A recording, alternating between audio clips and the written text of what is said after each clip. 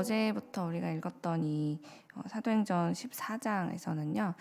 전반부에 이제 바울과 바나바가 루스드라에서 만난 특히 복음을 전하던 중에 이제 걷지 못하던 사람을 만나서 그 사람을 걷게 하는 이적을 우리가 어제 함께 살펴보았는데요.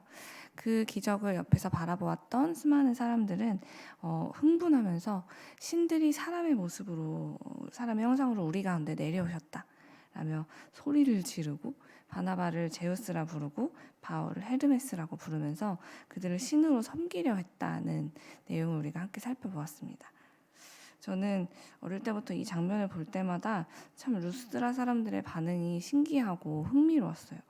어떻게 하면 자기가 똑같은 사람을 신이라고 믿고 섬길 수 있을까? 물론 그만큼 놀라운 기적이 일어났지만 참 이 사람들의 반응이 저로서는 굉장히 신기했고, 그래서 이제 바울의 반응이 저에게는 더 신선하게 다가왔는데요.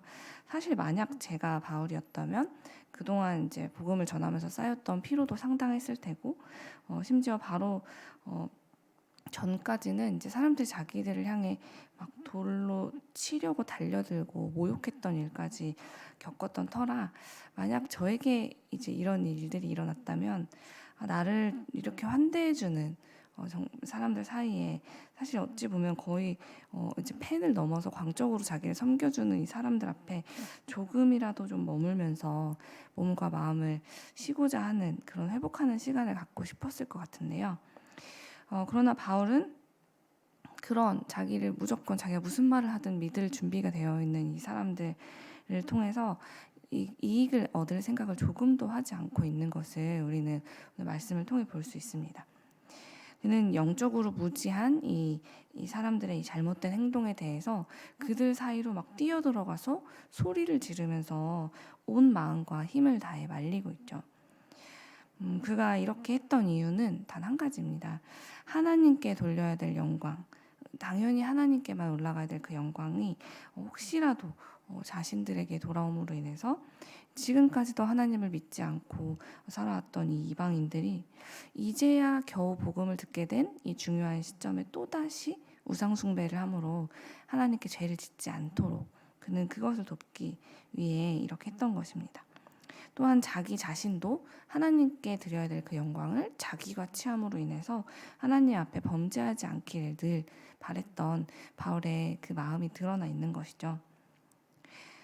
바울의 시선은 언제나 이렇게 하나님 앞에서 자기 자신을 돌아보고, 그리고 예수 그리스도께서 자기 생명을 대신 내어주고 살릴 만큼 사랑했던 이 모든 사람들을 구원하는 일, 그 일에 그의 시선은 고정되어 있었습니다.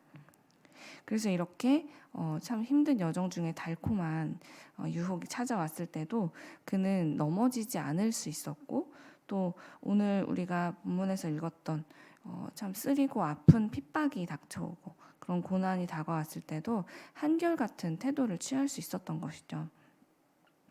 오늘 본문에는 이제 안디옥과 이고니온에 살던 유대인들이 이제 바울이 복음을 전하는 이곳까지 굳이 찾아와서 그의 전도 여정을 따라다니면서 방해 공작을 피는 장면이 나오는데요. 이 유대인들은 이곳 소도시인 루스드라까지 찾아와서 이 사람들을 막 선동했다라고 나와 있어요. 그러자 지금까지 이 바나바와 바울을 막 반기고 신이라 여기고 사랑해 주었던 이 사람들이 갑자기 내가 언제 그랬냐는 듯이 또 막 바뀌어서 이들에게 악감정을 갖기 시작했다라고 말씀을 이야기하고, 그래서 돌을 던져서 바울을 무자비하게 쳤다라는 내용이 나와 있죠. 바울은 이들이 던진 돌에 의해 의식을 잃게 되었고, 결국 죽었다고 사람들이 판단할 정도로 정말 처참한 상태가 된 이 바울을 사람들은 성 밖으로 끌고 가서 그냥 죽도록 내버려두는 참 잔인한 장면이 오늘 말씀에 등장합니다. 참 그렇게 비극적인 사건이 일어나고 더 놀라운 일이 일어나는데, 모두가 이제 죽은 줄 알았던 바울을 제자들이 그를 둘러서서 그를 바라보자 그가 갑자기 또 회복이 되는 그런 기적적인 사건이 오늘 말씀에서 일어납니다. 분명 병원에 가지도 않았고 치료를 받지도 않고 오랜 시간이 지난 것도 아닌데 제자들이 그를 둘러서자 그가 회복되는 치유의 능력이 나타난 것이죠. 분명 다들 이 사람은 죽었다라고 믿었을 정도로 심각한 부상을 입었지만 바울은 이렇게 하나님의 놀라우신 능력으로 그리스도인들과 함께 있던 그 자리에서 회복하여 곧장 일어나게 되었고, 그렇게 이제 몸을 추스리기 위해서 한동안 이제 좋은 곳에 가서 요양을 해도 모자랄 시간에 그는 요양을 할 생각을 한 게 아니라 곧바로 일어나서 그가 무엇을 했다라고 오늘 말씀은 이야기를 합니까? 20절을 보면 바울은 일어나 곧장 자신을 이렇게 죽음에 이르게 했던, 그래놓고 또 자신을 그대로 방치했던 사람들이 있는 그곳으로 다시 들어가는 장면이 오늘 말씀에 등장합니다. 바울이 이곳에 들어가서 재판이라도 받아서 자기의 억울함을 풀려고 들어간 것입니까? 그렇지 않죠. 그는 자기 자신의 사명을 잊지 않았기 때문에 그곳으로 다시 들어가게 된 것입니다. 아직 다 전하지 못한, 복음을 듣지 못한 사람들이 남아있을까봐 그는 다시 들어가서 늘 하던 대로 다시 복음을 전했습니다. 그리고 더 놀랍게도 그 결과 많은 제자들이 그가 전하는 복음을 듣고 다시 돌아오는 역사가 일어나게 되죠. 바울은 복음을 전하는 데서만 멈추지 않고 자신이 당했던 이 일 때문에 사실 누구보다 큰 상처를 입고 낙심하고 두려워하고 있었을 교회의 제자들, 교회 안의 성도들을 또 일일이 찾아갑니다. 그들의 마음을 다시 위로하고 자신을 통하여서 격려하기 위해서였죠. 오늘 우리가 보았던 21절 하반절과 22절의 말씀을 제가 메시지 성경으로 잠시 읽어드릴게요. 루스드라와 이고니온과 안디옥으로 되돌아가 그들은 제자들의 삶에 힘과 기운을 북돋아주고 처음에 믿은 것을 굳게 붙들어 거기서 떠나지 말라고 당부했다. 그것이 쉽지 않으리라는 것을 그들에게 분명히 말했다. 누구든지 하나님 나라에 지원하는 사람은 반드시 많은 어려움을 겪어야 합니다. 라고 바울이 그리스도인들을 다시 다독여주고 삶의 힘과 기운을 북돋아주면서 무슨 말을 했다라고 이야기하냐면, 하나님 나라를 바라보고 살아가는 사람들은 반드시 이런 어려움과 고난을 겪게 된다라는 이야기를 전해주었다는 거예요.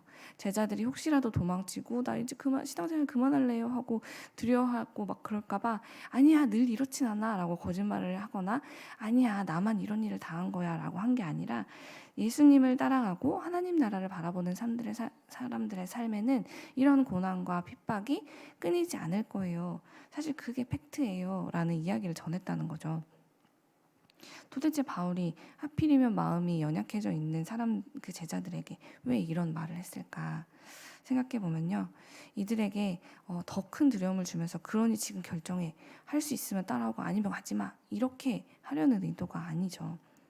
바울은 누구보다도 지금 이 믿음을 지키기 위해서 환난을 겪고 있었던, 그리고 앞으로도 겪게 될 이 제자들의 그 마음과 상황에 대해서 누구보다 잘 이해하고 있는 사람이었습니다. 자기 역시 그 일을 늘 겪고 있었기 때문이죠. 그래서 그들에게 가장 지금 이 상황에 필요한 것을 주고 싶었던 것이죠. 그냥 무조건적인 낙관론적인 그런 생각이나 그런 말을 주고자 한 게 아니라 예수님을 따라 살아가는 사람들의 삶에는 이런 환난과 핍박이 필연적으로 일어날 수밖에 없지만 그렇지만 그것이 끝이 아니라는 것, 결코 그렇게 우리는 절망으로 끝나지 않는다는 것, 그것을 바울은 가르쳐주고 싶었던 겁니다. 예수님께서 왜 죽음을 이기고 다시 살아나셨을까요? 그것은 바로 결국은 이 죄 때문에 죽음을 겪어야만 하는, 죽음에 머물러 있어야 하는 우리에게 너희들을 위해 내가 행한 일이, 내가 너희들 무엇이냐면 너희가 겪어야 될 그 죽음을 내가 대신 겪었으니 너희들은 이제 내가 다시 그 죽음을 이기고 살아난 것처럼 똑같이 살아나게 될 거야. 너희들도 나처럼 영원히 부활의 생명을 누릴 수 있게 되는 거야 라는 것을 직접적으로 우리가 보고 믿고 경험할 수 있도록 그 증거가 되어주시기 위해서 주님은 부활을 통해 영원한 생명, 주님께서 우리에게 주신 영원한 생명이 무엇인지를 그렇게 확인시켜 주시려고 했어요. 그래서 우리가 받게 된 우리 예수님을 통해서 얻게 된 그 부활의 승리라는 것이 도대체 얼마만큼 큰 가치를 가진 것인지를 알려주시려고 했던 거죠. 그러므로 우리가 비록 이 땅을 사는 동안 예수님을 믿는다는 이유로 환난과 핍박을 당하는 일들이 있겠지만, 거기서 포기하거나 나 이제 안 되겠다라고 딴 길로 가지 않아도 될 이유는 바로 이 길을 걸어간 모든 사람들의 끝에는 우리 예수님께서 이미 보여주신 것처럼 반드시 영원한 부활의 승리가 기다리고 있다는 것을 가르쳐 주기 위해 바울은 오늘 이러한 일들을 결단하고 행했던 것입니다. 예수님을 믿지 않는 사람들은 아무리 평생을 노력해도 또 낙심하고 절망하고, 언제나 어디서나 자기보다 더 능력이 뛰어나고 더 많은 것을 가지고 대단하다 칭찬받는 사람들이 수시로 나타나기 때문에 늘 불안하고, 내가 언제 뒤처질지 그것에 대해서 두려운 삶을 살아가고, 그래서 소망을 갖기가 쉽지 않지만요, 그리스도인들은 이미 그 결과가 나와 있어요. 우리는 이미 그 끝이 승리라는 보장을 받은 사람들이기 때문에 지금 환난을 당하는 게 문제가 되지 않죠. 어차피 결론은 우리가 이기는 것임을 알고 있기 때문이죠. 그렇기 때문에 이미 하나님의 나라를 허락받은 사람, 이미 하나님의 나라를 소유하고 있는 사람으로서 우리는 기쁨을 잃지 않는 삶, 비록 환난 중에 있더라도 결국 우리는 승리하게 된다는 것을 기억하면서 다시금 소망을 갖게 되고, 이 기쁨을 누구에게도 빼앗기지 않고 주님 주시는 그 평안함을 이 어려운 일들이 일어나는 중에도 우리는 누릴 수 있는 그런 모든 조건을 가진 사람이라는 것입니다. 바울이 바로 그 증인이죠. 그는 돌을 맞고 죽음이 정말 자기 눈앞에 왔다 갔다 하는 그런 일을 겪는 그 순간에도, 그 일을 겪는 중에도 기쁨과 평안함을 누릴 수 있었고, 넘치는 소망으로 자기가 방금 죽었다가 간신히 살아났는데도 불구하고 내가 이 복음을 전하지 않고는 나는 견딜 수가 없어 라는 그런 감격스러운 삶을 회복하고 다른 사람에게 나눠주는 일을 곧장 했습니다. 우리는 낙심했다가 믿음으로 다시 일어서는 데까지 꽤 많은 시간이 걸리지만 늘 하나님의 말씀으로 충만하며 그 기쁨을 누리기 시작했던 바울은요, 다시 그 절망에서 일어나는 시간이 그리 오래 걸리지 않았다는 거예요. 그리고 우리도 그리 될 수 있다라고 바울은 우리에게 가르쳐 주는 것이죠. 그래서 그가 이런 위험을 무릅쓰고도 다시 이 복음을 전하기 시작했던 겁니다. 사랑하는 여러분, 우리도 예수 그리스도께서 우리를 위해 마련해 두신 이 영원한 승리, 이 영원한 생명을 믿는다면 우리에게 시시때때로 찾아오는 이 어려움과 고난과 핍박을 능히 이겨낼 힘이 이미 우리 안에 있습니다.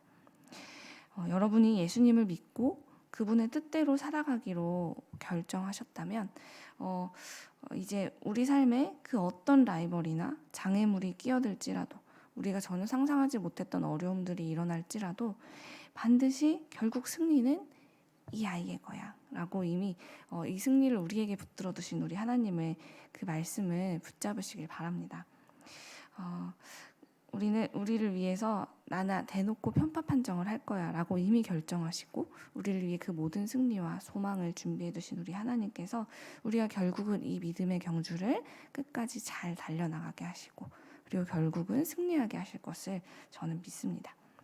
그러니 여러분, 저와 함께 또 옆에 계신 우리 성도님들과 함께 우리 가족과 함께 우리 그렇게 끝까지 포기하지 말고 이 믿음의 경주를 달려나가게 되기를 간절히 소망합니다. 넘어질지언정 절대 우리가 먼저 포기하는 일은 없도록 우리 그렇게 서로를 일으켜주면서 우리를 위해 이미 가장 좋은 결론을 준비하고 기다리고 계신 우리 주님을 바라보면서 오늘도 믿음의 길을 기쁘게 달려가는 세상의 미디리 교회가 되기를 간절히 소망합니다.